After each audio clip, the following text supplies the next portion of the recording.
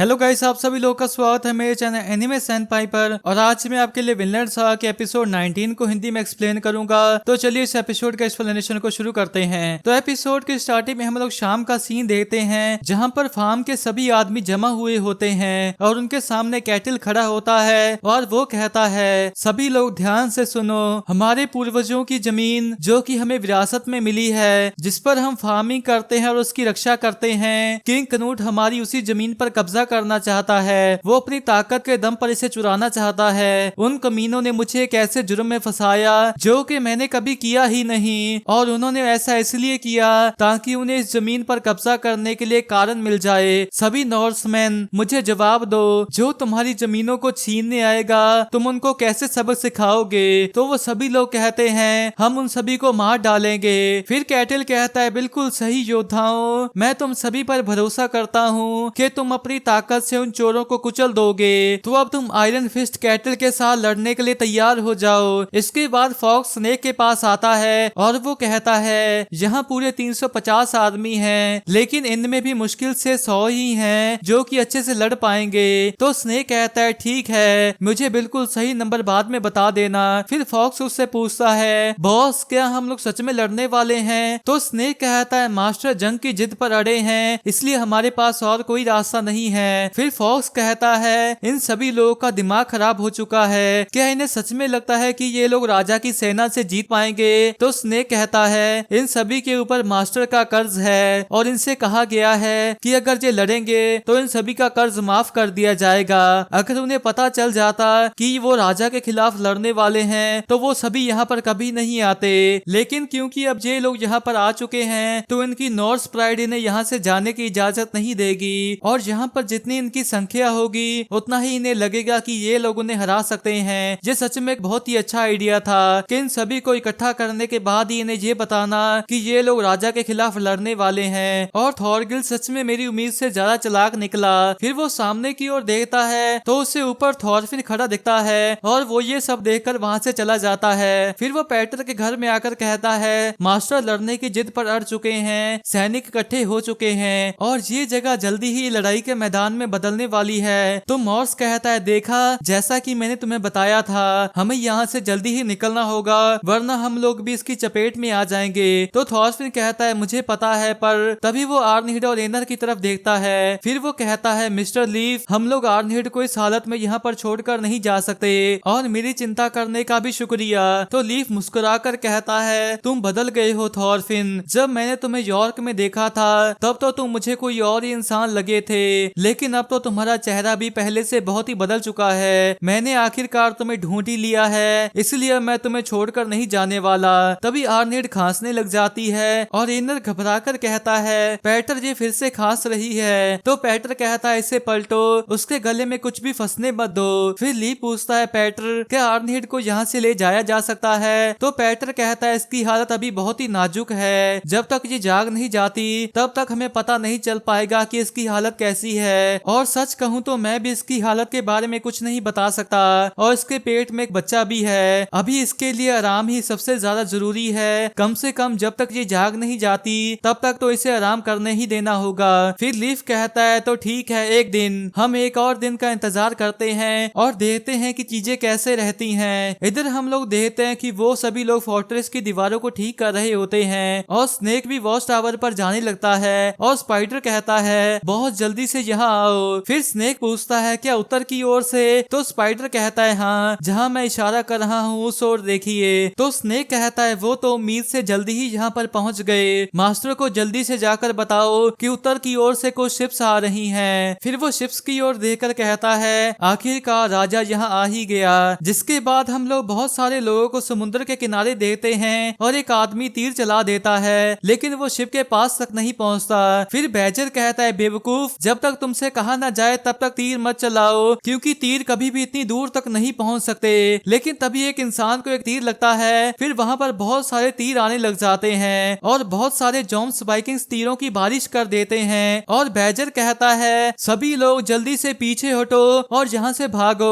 फिर शिप्स किनारे के पास आ जाती हैं और सभी जॉम्स वाइकिंग्स भी जमीन पर उतर जाते हैं। फिर कनूट भी नीचे आने लगता है और फ्लोकी कहता है, जल्दी से फैल जाओ और इस इलाके पर कब्जा कर लो। इसके बाद कनूट भी जमीन पर आ जाता है और वो कहता है तो इसका मतलब है कैटिल मुझसे लड़ना चाहता है, एक मैसेंजर भेजो उल्फ, और कैटिल के जवाब आने तक हम यहीं पर टेंट लगाएंगे। तो उल्फ जी महाराज कहकर वहां से चला जाता है। फिर कनूट कहता है ये एक बहुत ही अच्छी जमीन है, इसको खून से रंगना सच में बहुत ही शर्म की बात होगी। इसके बाद एक मैसेंजर कैटिल से आकर कहता है महाराज ने कैटिल और उसके परिवार को पूरे 10 सालों के लिए देश से निकालने की सजा सुनाई है। आमतौर पर उनके क्राइम्स के लिए उन्हें मौत की सजा सुनाई जानी थी, लेकिन महाराज कनूट जरा से रहम दिल हैं, इसलिए उन्होंने कैटिल और उसके परिवार को जीने का एक मौका दिया है, तो इसलिए अपनी इस सजा को कबूल करो। जिसे सुनकर कैटिल भी चिढ़ जाता है। फिर वह मैसेंजर कहता है बस इतना ही था, अगर तुम मरना नहीं चाहते तो इस देश को छोड़ दो, हम लोग कल तक तुम्हारे जवाब का इंतजार करेंगे। जिसके बाद वो लोग वहाँ से चले जाते हैं। फिर कैटिल गुस्से में कहता है आखिर तुम बेकार लोगों ने उनको बिना लड़े हमारी जमीन पर उतरने कैसे दिया। तभी थॉरगिल भी वहाँ पर आता है और कैटिल पूछता है तो थॉरगिल कनूट की सेना कैसी है। तो थॉरगिल कहता है वो लोग किनारे पर अपना लंच तैयार कर रहे हैं, उनके पास 2 शिप्स और 2 कार्गो शिप्स हैं। वो लोग जहाँ पर लैंड हुए थे उन्होंने वहीं पर अपना टेंट लगाया है और वो 100 के करीब हैं। तो कैटिल चौंक कर पूछता है क्या कहा 100। तो थॉरगिल कहता है गुलामों और नौकरों को छोड़कर सिर्फ 100 के करीबी सैनिक हैं। जिसे सुनकर वो सभी लोग हंसने लग जाते हैं और कैटिल कहता है तो उनके सैनिक तो हमारी सेना के आधे से भी कम हैं। क्या कनूट को ये लगा था कि अगर राजा खुद यहाँ पर आएगा तो हम लोग हार मान लेंगे। इस जमीन पर बहुत से उतावले और लड़ाई करने वाले लोग हैं जो कि राजा के सामने नहीं झुकने वाले। तो अब तैयार हो जाओ सिपाहियों, जो भी मुझे राजा का सर लाकर देगा वो मुझसे जो मांगेगा मैं उसे वो दूंगा। जिसे सुनकर वो सभी लोग जोश में आ जाते हैं और थॉरगिल हंसता हुआ कहता है सच में कितने बेवकूफ हैं। इधर हम लोग स्नेक और फॉक्स को देते हैं और स्नेक कहता है ये कोई आम 100 आदमी नहीं है, उस बड़े टेंट के आसपास वाले लोग थैगिन्स हैं, और अगर वो लोग राजा के बॉडीगार्ड्स हैं तो इसका मतलब है कि वो लोग डेनमार्क के सबसे ताकतवर योद्धाओं में से हैं और ये सभी पहले थॉरगिल के साथ ही थे। तो फॉक्स डरा हुआ कहता है तो क्या इसका मतलब ये है कि ये सभी के सभी ही थॉरगिल के जितने ताकतवर हैं, और उन व्हाइट केप्स वालों का क्या वो लोग उन थैगिन्स से कमजोर हैं। तो स्नेक कहता है क्या तुमने पहले कभी उन्हें देखा नहीं, वो लोग जॉन्स वाइकिंग्स हैं। जिसे सुनकर फॉक्स पूरी तरह से डर जाता है। फिर स्नेक हंसकर कहता है मैंने आज से पहले तुम्हें कभी इतना डरा हुआ नहीं देखा। इसके बाद स्नेक तैयार होते होते कहता है हम उन्हें नहीं हरा सकते, वो लोग हमारे सिपाहियों के मुकाबले कई गुना ज्यादा ताकतवर हैं। वो ऐसे लोग हैं जो कि सुबह से लेकर रात तक सिर्फ जंग के बारे में ही सोचते हैं। जब तक हम उनसे लड़ नहीं लेते तब तक मास्टर को ये बात समझ में नहीं आने वाली। लेकिन अगर तुम लोग भागना चाहते हो तो भाग जाओ, क्योंकि किंग कनूट ने हमें भागने के लिए समय दिया है। तो फॉक्स पूछता है बॉस तो आप क्या करने वाले हैं। तो स्नेक कहता है मैं कमांडर हूँ तो इसलिए मैं नहीं भाग सकता, और मैं इन 350 बेवकूफों में से ज्यादा लोगों को जिंदा रखने की कोशिश करूंगा। फिर फॉक्स कहता है क्यों ना हम लोग कैटिल और उसके परिवार को बांधकर राजा के हवाले कर दें। और बेजर कहता है बिल्कुल सही, इससे हमें लड़ने की भी जरूरत नहीं पड़ेगी। तभी रेड कहता है क्या हम लोग थॉरगिल को भी बांधेंगे। तो फॉक्स कहता है इतना डर क्यों रहे हो, अगर हम सभी मिलकर कोशिश करेंगे तो ऐसा कर पाएंगे। तभी मोल कहता है सिर्फ थॉरगिल की ही बात नहीं है, लेकिन आयरन फिस्ट कैटिल का क्या, तुमने भी वो बात सुनी है कि वो इतना ज्यादा ताकतवर है कि उसने एक भालू को बिना किसी हथियार के मार डाला था। फिर फॉक्स उदास सा होकर कहता है चलो भी बॉस हमारे साथ भाग चलो, यहाँ पर रुकना बस बेवकूफी होगी। फिर स्नेक मुस्कुराकर कहता है क्या आयरन फिस्ट, मैं आयरन फिस्ट के बारे में सब जानता हूँ। जब मैं 15 या 16 साल का था तब मैं उनसे मिला था, उन्होंने ही मुझे लड़ना सिखाया था। वो सच में बहुत ही स्ट्रॉन्ग थे, वो मेरे बड़े भाई या मेरे मास्टर की तरह थे। और सालों पहले मैंने एक गड़बड़ कर दी थी जिसकी वजह से मुझे भागना पड़ा। मैंने सोचा कि कैटल मुझे सहारा देगा, इसलिए मैं अफवाहों को सुनता हुआ इस फार्म तक पहुंचा। लेकिन जब मैं यहाँ पर पहुंचा तो मुझे एक बिल्कुल ही अलग इंसान मिला, जिसे सुनकर वो सभी लोग शौक से हो जाते हैं। और फॉक्स पूछता है कि आप सच में सीरियस हो। तो स्नेक हंसता हुआ कहता है मास्टर किसी काम का नहीं है, उन दोनों के नाम बस एक जैसे हैं, इसलिए वो इस बात का फायदा उठा रहा है। तो फॉक्स कहता है ये तो बहुत ही बुरी बात है। फिर स्नेक कहता है क्योंकि मेरे पास जाने के लिए कोई जगह नहीं थी, इसलिए मैं यहाँ पर उसके गार्ड के तौर पर रहने लगा। मैंने बहुत फ्री का खा लिया है तो अब उसकी कीमत चुकाने का वक्त आ गया है। फिर वो दूसरी ओर देखता है तो वो सभी लोग उदास से खड़े होते हैं। जिसके बाद स्नेक जाते जाते कहता है, तुम लोगों को जो करना है तुम वो कर सकते हो, मैं बस इतना बताने की कोशिश कर रहा हूँ कि मास्टर जैसे धोखेबाज के लिए मरना ठीक नहीं है। तो ठीक है, सभी लोग अपना ध्यान रखना। जिसके बाद हम लोग फॉस को चिढ़ा हुआ देते हैं और तभी स्नेक रुक कर पीछे देखता है तो वो सभी लोग भी उसके साथ ही आ रहे होते हैं। और स्नेक कहता है, ज्यादा शो ऑफ मत करो बेवकूफो, तुम लोग अपने खाने की कीमत चुकाने से पहले ही मारे जाओगे। तो फॉस कहता है, मुंह बंद करो, और एक धोखेबाज के लिए मरकर अपना नाम बदनाम करने से अच्छा हम लोग लड़कर अपना नाम कमाएंगे। फिर स्नेक कहता है, तो ठीक है, मैंने तुम्हें अभी अभी जो कुछ बताया उसे किसी से मत कहना। इसके बाद हम लोग कैटिल को और बाकी सभी लोगों को कनूट की ओर आते हुए देते हैं और कनूट भी सैनिकों के साथ तैयार खड़ा होता है। इधर थॉरकिल कहता है, उनके पीछे समुंदर है। राजा की सेना ने सामने की ओर 2 लाइंस लगाई हैं। ये सर्कल किंग कनूट है और यहाँ पर उनकी शिप्स हैं। उन्हें पता है कि हमारे पास ढंग की कोई सेना नहीं है, इसीलिए उनकी पीछे से हिफाजत करने के लिए वहाँ पर कोई भी सेना नहीं है। उस जगह से हमारी सारी हरकतों को आराम से देखा जा सकता है, तो सरप्राइज अटैक करने का भी कोई चांस ही नहीं है। तो बताओ ओलमर, तुम उन पर कैसे अटैक करते? तो ओलमर कहता है, शायद रात में। तो थॉरकिल कहता है, गलत, सिर्फ माहिर योद्धा ही रात में हमला कर सकते हैं और नौसिखी ऐसा कभी नहीं कर सकते। वो सभी बेकार हैं, वो सभी के सभी लोग 100 गिनने से पहले ही मारे जाएंगे। तो ओलमर चौंक कर पूछता है, तो हमने उन सभी को जमा ही क्यों किया है? तो थॉरकिल कहता है, तुम भी एक नौसिखिए ही हो, इसका मतलब बिल्कुल साफ है, जब तक तुम 100 गिनोगे तब तक वो लोग राजा का ध्यान भटकाएंगे। इधर हम देखते हैं कि दोनों सेनाएं एक दूसरे के सामने आ चुकी होती हैं और स्नेक कहता है, मास्टर सभी लोग तैयार हैं। तो कैटल कहता है, ठीक है, मेरे इशारे पर हमला करना और अब तैयार हो जाओ। फिर स्नेक कहता है, मास्टर ये मेरी आखिरी चेतावनी है, अगर हम लड़ेंगे तो हार जाएंगे। तो कैटल कहता है, बहुत हुआ स्नेक, महान आयरन फिस्ट कैटल उस बच्चे को आराम से हरा सकता है, जिससे स्नेक भी चुप सा हो जाता है। फिर कैटल स्वॉर्ड निकाल कर कहता है, सभी लोग हमला करो। इसके बाद वो लोग तीर चला देते हैं और वो साथ ही में हमला करने चल पड़ते हैं। इधर हम देखते हैं कि जॉन्स वाइकिंग उन तीरों को ब्लॉक कर रहे होते हैं। इसके बाद हम लोग थॉरफिन को लेटा हुआ देते हैं और वो कहता है, तो वो शुरू हो गई है। और हम देखते हैं कि पैटर भी उसी सेना के अंदर होता है। फिर थॉरफिन खड़ा होकर कहता है, मिस्टर पैटर प्लीज सुरक्षित रहना।